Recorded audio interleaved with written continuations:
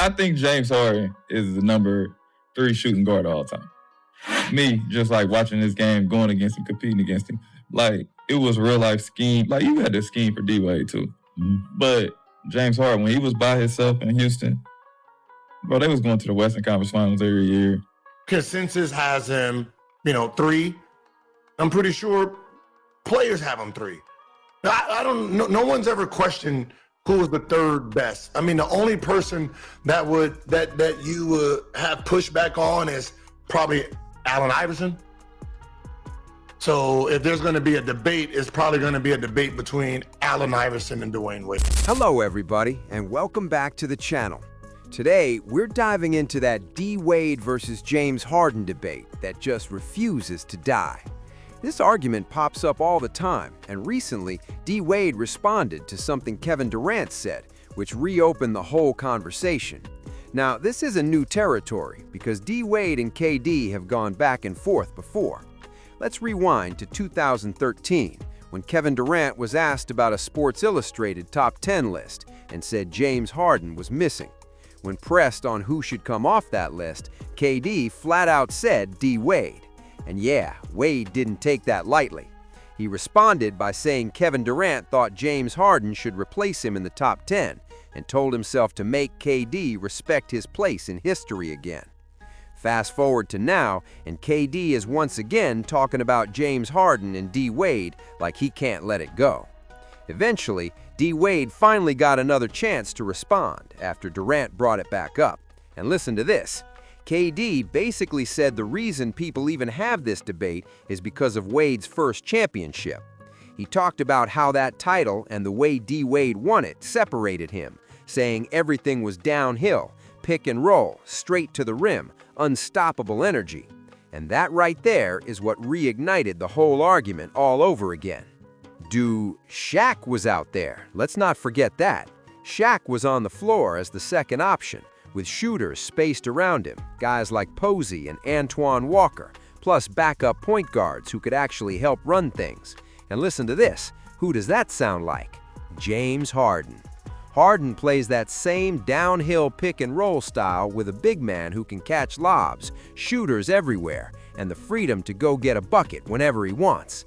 That's the same type of game. The difference is, Harden never had that D-Wade moment, coming back from down 3-1 with Pat Riley and the Miami Heat organization behind him. A lot of things worked in D-Wade's favor, and yes, he still had to show up, but let's not act like the situation didn't help him win that championship. And at the table, KD basically says he doesn't think Wade's style was more conducive to winning than James Harden's. And honestly, he doesn't agree with that idea at all.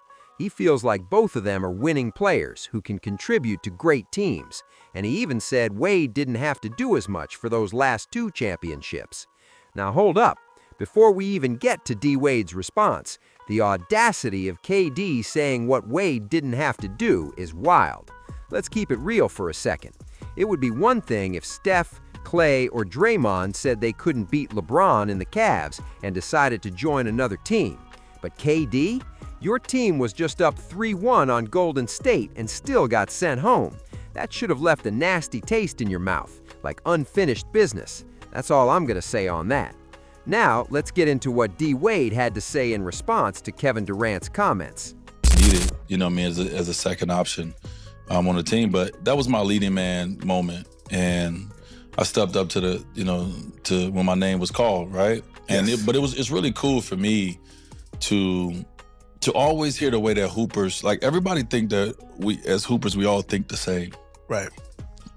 We all view the game the same. We see the game the same. We don't. And so it's always good for me to be able to hear hoop heads, hoop greats talk, and you see the way they see the game. And we respect KD over here because he's one of them dudes when it comes to the game of basketball. And I don't play the game the way that KD played the game, right? We play different styles.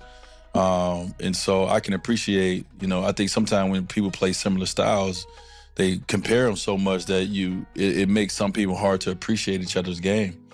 And, I think, so if one, shout out to KD for, obviously talking about the 06 run I had, because he's right, man, I was downhill. Like, Bro. I'm going to get a bucket on you, and I don't care which way it comes. It's just going to happen.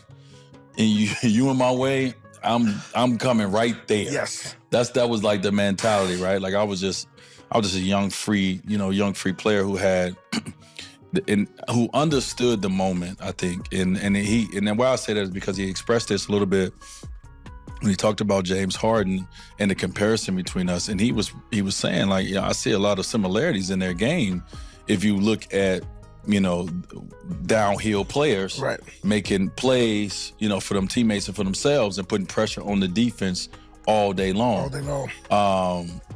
But for me, at that time in my third year, I understood I really tried to take advantage of that moment because I knew that this does not happen that often. I may not get this opportunity again, and I can't let this opportunity slide, right? And I didn't know I would go back to the finals 4 more times after that, but this is my only time, my only chance. And I knew that I had the perfect situation. Like, I had the perfect big man that, Shaq at that time was obviously getting older, but he still can give you 30 and 20 some nights. Right. He did it in the Chicago series leading up to it. Right. I had the perfect 4-man in UD, just somebody we knew was going to knock down, 15, 17-footer, going to guard the other team's best player, going to do all the dirty work, going to foul a motherfucker, going to take up for you. Straight up. And then I had the perfect 3-man and 3-man and 2-man. Like, I had Antoine Walker, James Posey, like the squad. And then on the sideline, Pat Riley, that coaching staff. So everything was set. I had to do my job. And my job I did very, very well, right? As a young player, just be on the attack. And, you got the ball, do something positive with it more times than not. And I try to do that. And so he right. From that standpoint, it's like, a lot of players, they like to, it's some players you can automatically like, yo, they're just better at this, or they're just greater at this. But when it comes to like winning, sometimes it depends on what situation you get put in. Now listen, this actually sounds like D. Wade is conceding a little bit of Kevin Durant's point. One thing KD did bring up was the Heat culture, Pat Riley and Shaq, because even though that wasn't Lakers Shaq or Orlando Shaq, he was still highly effective. Honestly, Miami was really Shaq's last real stop, because everything after that, he was just Shaquille O'Neal, not Shaq anymore. And I'll say this, it was kind of cool to see Wade take the high road there, especially since KD had already said before that D. Wade should have been bumped out of the top 10. Wade easily could have taken this another direction.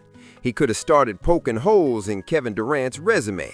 Like, hold up, if you that great and you had James Harden, Kyrie Irving, and yourself in Brooklyn, why didn't y'all do anything? That's exactly what I would have said, because you actually played with James Harden. So were you saying you weren't a good enough supporting cast to help James Harden get to the finals and win a championship? That's a real question. Now, what I'm going to do next is play a few clips from former NBA players who actually had to compete against these guys, and their opinions should carry some real weight. I'm talking Gilbert Arenas, Chandler Parsons, and Jeff Teague. Take a listen to what they had to say about this whole comparison. As him, 3. I'm pretty sure players have him 3. I don't know. No one's ever questioned who was the third best. I mean, the only person that you would have pushback on is probably Allen Iverson. So if there's going to be a debate, it's probably going to be a debate between Allen Iverson and Dwayne Wade. And I know consensus has James Harden in front of Allen Iverson. From the last one I looked at, it was what? Jordan, Cole, Wade, Harden, and Iverson 5, right? Yeah. Is that out? Yeah. It sounds about right. So if you're gonna just say like we're gonna argue, right? Who's third, and it's just basketball, no ring talk, then Dwayne Wade and Iverson, that would be the argument. And you put them above Harden.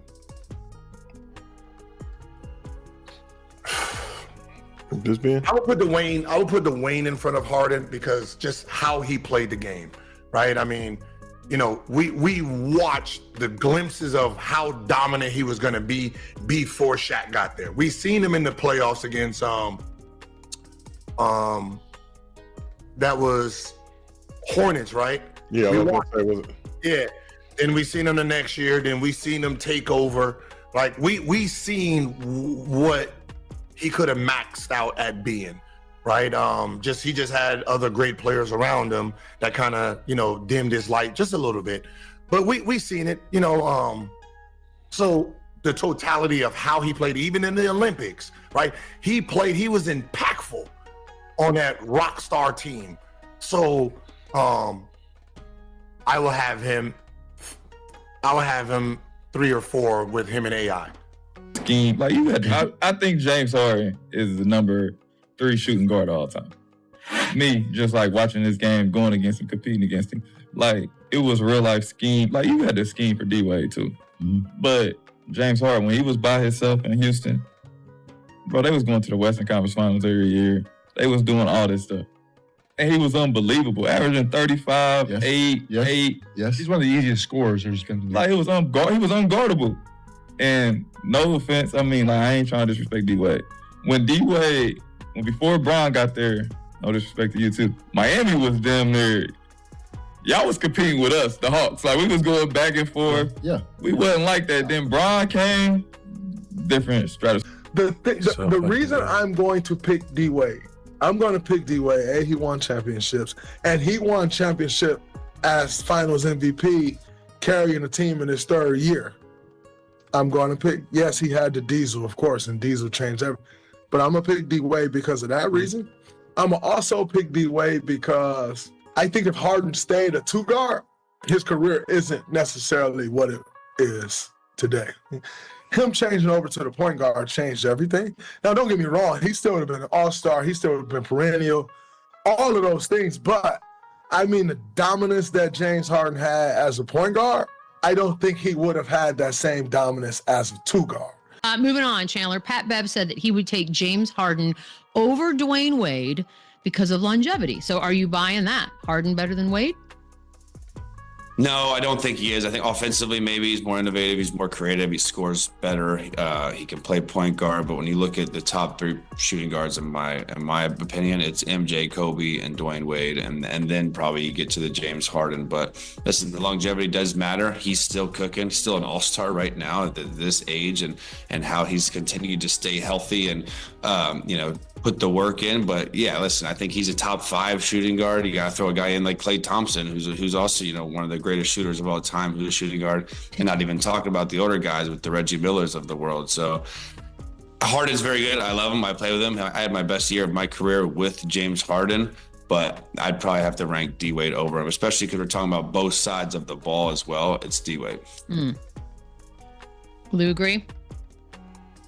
I gotta agree with Chandler. I'm going D-Wade on this one. Both of those guys are obvious first ballot Hall of Famers. D-Wade already having his way with that, but he's a champion. The things that he was able to do, the way, like again, we talk about shifting cultures. Dwayne Wade shifted culture in Miami and turned that team into a champion with Shaquille O'Neal, and then twice more with LeBron and Chris Bosh. You saw the work that he put in and what he was able to accomplish based on what he did at that 2 guard position. And James is still seeking that type of success.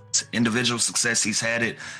That's one of the things that you can't take away from James Harden. But at this point of his career, he'll tell you he'll probably trade all of that in for a shot at the NBA championship. And that's something that D-Wade has experienced time and time again. And so, no, I'm not buying. I think it's still D-Wade. I gotta agree with him, straight up. Based purely on their prime years, I'm taking D-Wade over James Harden. If we're asking who the better overall player was, that answer leans toward Wade for me. If we're talking about who impacted the game more on both ends, yeah, I'm still rolling with D-Wade. And when it comes to who's easier to build around, listen to this, who you can actually build a championship team around, I'm choosing D-Wade every single time. That's not hate, that's just basketball reality. Those are just the facts to me. But I want to hear from y'all. Let me know what you think in the comments. Make sure you like, subscribe, and hit that notification bell. I'll catch y'all next time. Peace.